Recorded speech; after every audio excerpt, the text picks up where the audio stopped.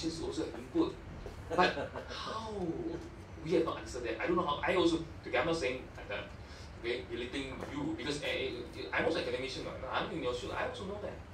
Okay, I will tell you, the EY, Deloitte's partner, when I was having lunch with them, they were, of course, at the same table with them. So they were talking about each other. So they said, anybody who leaves the accounting firms, go into industry itself, after 1 year, all of it. So I did not tell them, what about lecturers? Those who leave then become lecturers. Because we're not in the industry already. We're not in practice already. So, you end up, how do you update? Update from book. And when the book written, don't know. Isn't it? So that's where we are, okay, at a very big disadvantage. I know that. Okay? Anyway, so I said earlier, this is the ugly one, which you all mentioned just now. You all wanted the Tuam's beautiful color one. So I promised on his behalf that he will send you the colored print, okay? But nonetheless, the 5 steps that we have to go through, which is first identify the contract, later identify performance obligation, then identify transaction price, finally allocate transaction price, and finally decide. Only then, after all these steps, then we'll decide when will we recognize revenue. Okay? Earlier was very standard, okay? MFRS 118, satisfy the 5 criteria for goods. Wow, I can recognize revenue. So easy, Now I'm going to go through all the steps. Okay? You will know why these 5 steps, okay, are problematic. Okay, so repeat again. MFRS 15 says the entity shall recognize revenue that represents a transfer of promised goods or services to customer in an amount that reflects the consideration to which the entity expects to be entitled in exchange for those goods. Read the words carefully. The key words now are expects to be entitled. So that's why, because they add these words in, probability comes to the picture. I actually salute whoever it is sitting in UK drafting the standards. Okay, alright. One of them, I don't know whether it's a Malaysian or not. Okay, I think his name is Ho Li Li. I only spoken to her once. Okay, she called me. Okay, I didn't have a chance to ask her whether she's Malaysian. But anyway, she's one of the team, okay, that drafts all these standards, okay, and actually, salute them. But the moment they phrase it in a particular manner, that is for us as practitioners, industry, and even as academics, to then play with those words. Okay, unfortunately. So that's why the moment they put expects to be entitled, okay, in exchange, that's where I said earlier, is where your probability comes in. Okay, and it's because of also some of these words. That's why if it's something that's going to occur many years down the line, that's why present value comes to the picture. Or not just present value, expected present value. Okay? Right? So, as they mentioned, it is the performance obligation, what you have to do, okay, deliver, alright, on your part, that becomes the issue. So, as I mentioned, the step 1, when you identify the contract, okay, we all are aware, okay, that indeed contract could be written, verbal, or implied.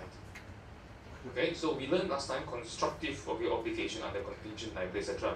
Well, it could be one of those. Okay, so that's where the issue starts. Okay, all right, whether it's written, verbal, or implied. So for most of us, I think for audit purposes, okay, that really becomes complicated because the implied part is very difficult to identify.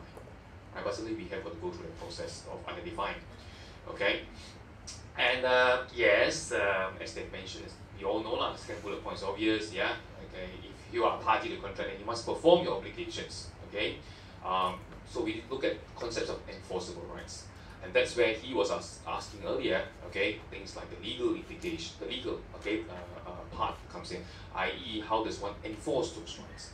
Okay, so if we go then by law, all right, enforceable rights, we will look at all the legislations, the rules, etc. Okay, all right, so that one we have got. That one is the discussion that we definitely have got to analyze. Okay. Of course, when you the objective here is, in summary, okay, if you don't know what I mean, if I don't go to rest, is we need to identify this contract exists in the first place. Right? That's what they're just trying to get us to look at. So obviously, of course, okay, for a contract to exist, the third bullet point makes sense. Okay, right? The rights to transfer the to the transfer of goods services. Okay, right? Indeed, can be clearly identified between one party versus the other. And of course, you can also identify, of course, all the payment terms, right? Okay, the consideration. Okay, the only difficult part is consideration need not always be in money terms. We all know that as well. Okay, it can be for non-monetary, barter trade, etc. Okay, so on. So which means that we also have a difficulty whereby if it's barter trade, then indeed the accountant must give directive to one of the staff, please remember to collect yours, market value. Somebody must go and do it. So as accountant, the accountant must never tell the staff, or the accountant herself will do it. So that's why I said earlier, all these must be properly documented. So that when it comes to final audit purposes, we remember, dulu itu transaction, don't know how many months ago, okay? Oh yeah, the value is don't know God knows how much. So you go back to 13 again. Use 13 as a guide. It could be 13. Okay, he's asking about fair value. Right? It could be 13, right? So on. Okay, but you must definitely have to justify why the figures look the way they look. Okay, and so on and so forth. Alright. Of course, this one of course we know okay, the contract indeed has commercial substance. Okay, alright, so we will analyze the risk, analyze the timing, okay, of when the monies are going to flow, or sorry, the transfer process is going to occur, okay, and of course, okay, how much you think the future cash flows, okay, are going to be. Okay. So the contract must have all these, okay, what do you call, parts that will come into picture. Okay, alright. So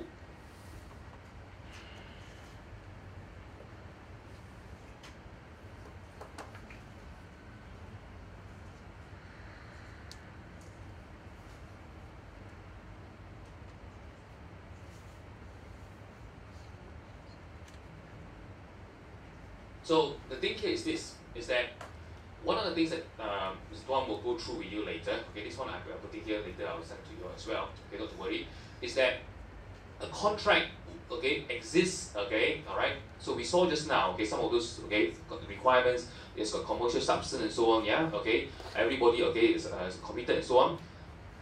One of the parts is this one, okay, collection of consideration is indeed probable. Okay, you will see this also in your slides. Okay, here we go. Where should we put it?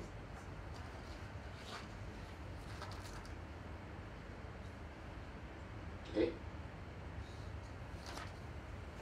Committed to perform. That is the part now. Okay, alright. These are all part of that. Okay, and also here we go. Consideration. Right. So if indeed, okay, right, collection is not probable, then indeed then we define as there is no contract. I'm so sad where this one's concerned. Okay, alright, what is defined as probable? That becomes the issue. Right, is it more than 50% chance that you get, okay, and so on. Right, and that is a different definition entirely. Which then goes back to what we learned, you are aware of in MFRS 137. Okay, alright, okay, so what has become an issue, okay, is this. So now I'll enlarge for you. Like I said, I'll email this to you. Okay, collectability becomes what we call as the gating question. Gating question is that is your main check into, okay, alright, and so on. Okay, so as I mentioned, currently entities generally assess collectability when determining whether to recognize revenue. Under the new standard, entities apply revenue recognition model if at the start of contract it is probable that they will collect the consideration. So you have to analyze. That's why qualitative aspects. Are you confident that you will collect? If you are confident that indeed you will collect, okay, right, then indeed then we believe that then therefore a contract exists.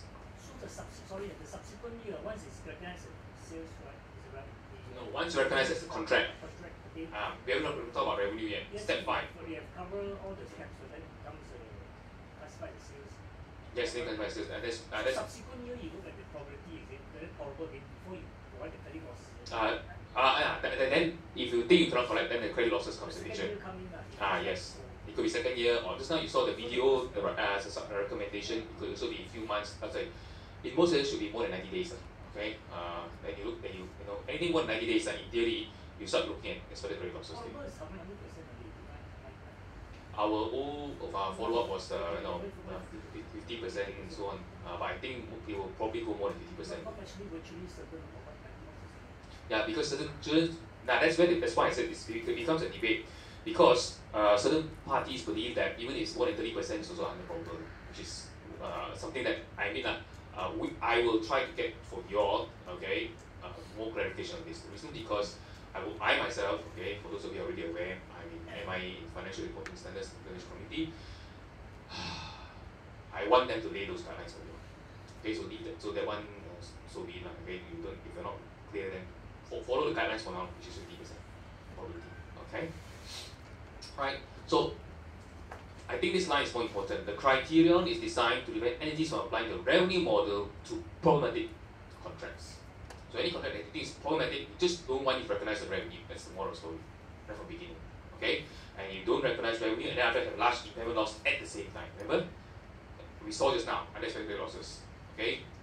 Times day 0, you recognize impairment loss if there was any at the same time. So we don't want that to occur. Okay? Right? So that's why collectability becomes, we call it the gating question. And then where do we put it the sales? What is you're selling someone something or which is if one is not probable, then so you don't recognize sales, then where do you put it? That's why if indeed, okay, alright, what they're saying is that if indeed, okay, you collect monies, okay, because let's put it this way now, to recognize revenue, you credit revenue, you debit, something else. So if you don't need to recognize, then go and do that. But if you collect money before that, the question is, I debit bank, can I credit debtors? Okay, so if you think if there's no contract, then you straight away must credit. The requirement is you and I must credit liabilities. Cannot credit debtors. Okay, I know it's a funny thing. But if there's sales obligation or part, even though it doesn't fulfill the contract terms, right, they need the disclosure part that we have. Yes, that's why when it covers, when one covers disclosures with you, then you got to justify explain. That's why this is something again I've been pissed off. I was pissed off because I've been arguing. I know reports getting bigger. I think you and I don't even read the reports nowadays. You tell students to read in the assignment, but I think you and I don't read now. Read. Okay, and so on. So okay, so when you analyze, okay, the existence of a contract, okay, as you can see, okay, we'll assess for all those things. To assess the existence of contract, we'll consider things like the buyer's available financial resources. Because you said earlier, can he pay or not? For banks, you already have that. That's why it's not an issue. I keep telling you, okay, a lot of things for banks are no issue, and you already have all those information about the finance, etc. So you and I need to do that now. Okay?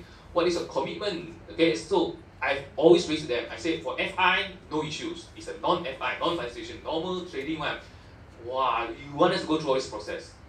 So I tell you, the PLCs, the accounts department, lagi banyak kerja. Okay, if it's not already, they banyak. Yeah, never talk about GST whatever, all this nonsense. So we analyze the buyer's available financial resources, the buyer's commitment to the contract, okay, and so on. Okay, then remember what we said earlier about expected credit losses? Our own experience with similar contracts and buyers under similar circumstances. So as I said earlier, for FIs, no issue. Yeah, we already have the database. Okay, maybe I don't know all our what we call borrowers. Okay, from this let's say Sungai Long. Okay, I think borrowers from Sungai Long. Okay, based on past history. Okay, alright, 30% of default. Don't know why. So therefore, they really make provisions for it, so to speak, etc. etc. Alright, of course, you will say in first place 30% default rate. Don't want to blame in the first place, but that's a separate issue. The point is, you already had data. Okay, that's why I'm very worried. Okay, because we do not teach our students to a large extent. Okay, when it comes to provision for doubtful debts, don't talk about this new one, provision doubtful debts. Okay, how do you all teach, by the way, provisioning? Textbooks say what, 5%, so we make provision of 5%. But how the hell do you reach 5% in the first place? Oh, see, you've all been saying past experience. Now comes the picture. So your experience. Because what is actually an issue, to be honest, is we do not train our students whereby, yes, question says 5%. Okay, provision. How the hell do you reach 5%? So to be honest, that's where our research capabilities come in. The modelings come to the picture. That's our strength, as academics. The modelings comes in. We do all those modelings. Okay, except the banking modelings, okay, becomes much more complex. Okay, ours is for non-FIs, it should be the simpler versions. So on, we already have the past data. Okay, alright.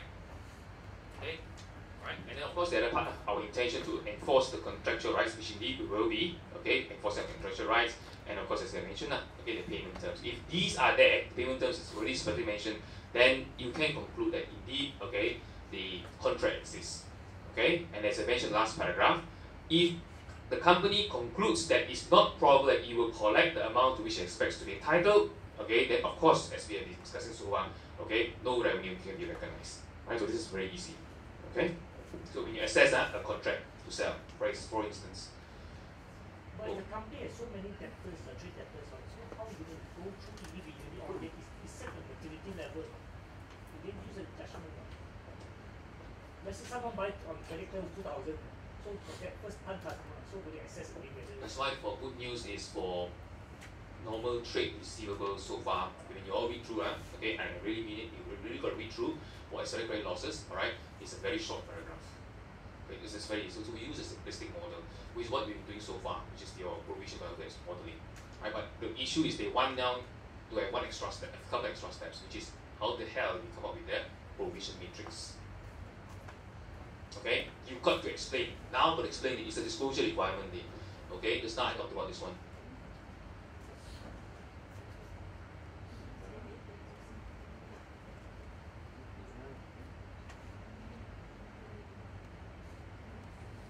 So only one small section, you see after so many pages, okay, only one small section. So you can see 20 out of 36 and so on. For trade receivables, only one small section. Right? Okay, so the rest, to be honest, I was a bit, I told them, my feedback was that, too many, okay, for I mean, the whole thing to be true, okay, right? Only one small section for trade receivables, which is what is affecting all of us. Right? So you need to justify this one going forward. Okay, this double entries that we saw earlier, right, it's not the issue. This is the following from here. So this will be now become, okay, the thing that you need to prepare this expected loss provision matrix, and you justify to the auditor why it looks the way it looks. That's why I said those who are teaching audit will now have to be aware, because this is part of your audit steps.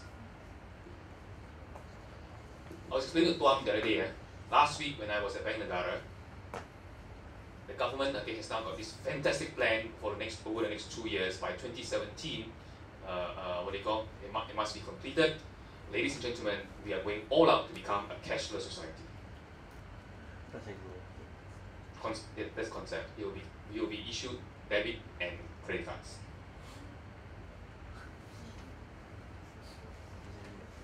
Okay? And I tell you the biggest joke. Wow. They say, you're talking to merchants. Your merchants must also migrate to that environment.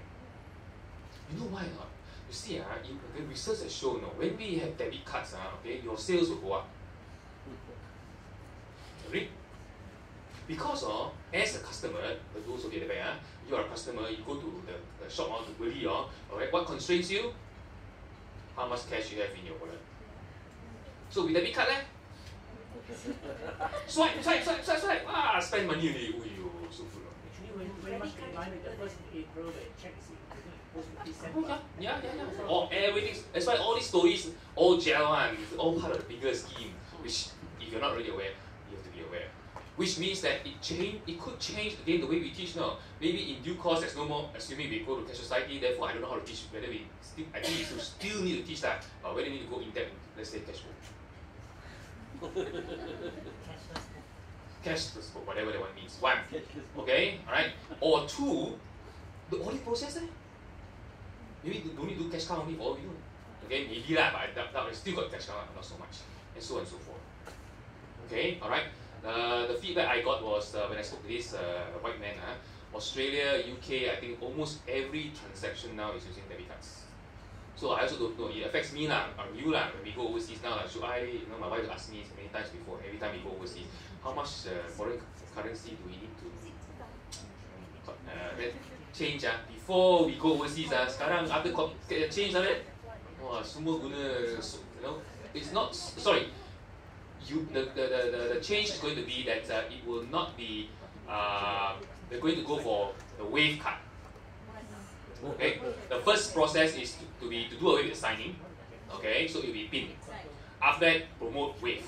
Now, in fact, now it's starting to promote wave. So we'll just wave our card. Wave lah, yeah lah, go there lah. After scan me, okay, alright, just wave and go lah. Don't need sign me. Exactly, she said very dangerous. Of course.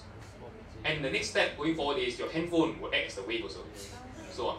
Okay, that day I was explaining to him. Last week, they were telling us, no? I said, here's my handphone.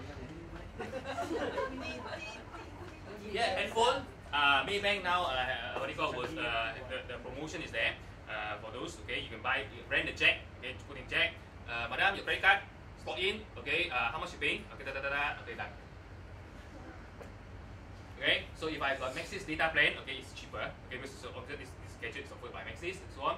So non-Maxis, data plan holders are lagi mahal sikit lah, etc. You guys started the study through handphone, only the 10 classes still came up. Yeah. So all these are all changes.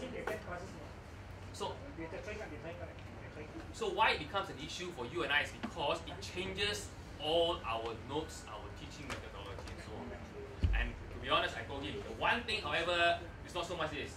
The one thing I learned was the worst of them all. I'm sure those of you go to Tesco, AEON, yeah? They say that all these outlets are doing what we call double swipe. It shouldn't be. What? No, what's double swipe? When we make payments, we get a credit card, right? Okay. What's the first thing they do? They swipe onto the machine. Then they put it for the credit card reader. That's called double swipe. Okay? They're saying it shouldn't happen because the machine itself has got all the securities down there. Okay? So your data is all in there. Right? Okay? So the company, when they swipe this onto the machine, their argument was to facilitate their reconciliations. But what I learned to my horror on that day when I was clear is they took that when they swipe onto the machine, your name, your credit card number, expiry date, and CVV number is picked up concurrently. And I didn't know that.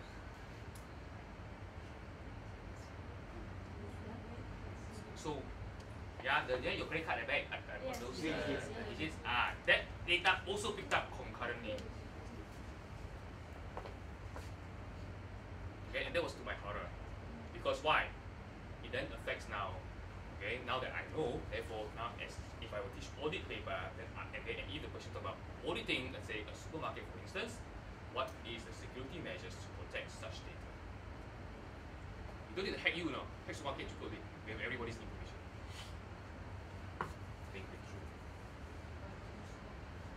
Now go back to cash again. That's why the wave card must go. Wave, once wave, they cannot swipe it. Credit limit. Reduce credit limit, individual reduce limit to 405. Okay. So don't go and either write special transaction, you call them. So anyway,